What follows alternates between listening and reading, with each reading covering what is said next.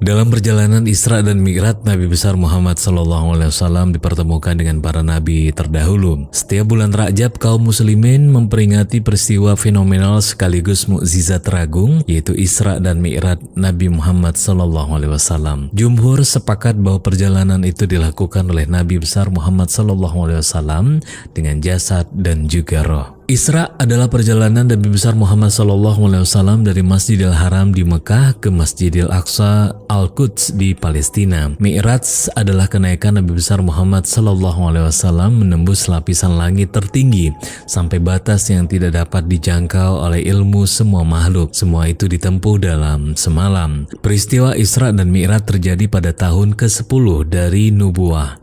Ini pendapat dari Al-Mansyurfuri. Dan menurut riwayat Ibnu Sa'ad, di dalam tabaqatnya, peristiwa ini terjadi 18 bulan sebelum hijrah. Dengan tujuan untuk menenteramkan perasaan Nabi besar Muhammad SAW sebagai nikmat besar yang dilimpahkan kepadanya. Lalu agar Nabi SAW merasakan langsung adanya pengawasan dan juga perlindungan Allah Subhanahu wa Ta'ala, karena sebelumnya Nabi mengalami kesulitan dan juga penderitaan selama menjalankan dakwah dan juga kehilangan orang-orang yang sangat dicintai, yaitu Abu Talib dan istri tercintanya Khadijah binti Khuwailid.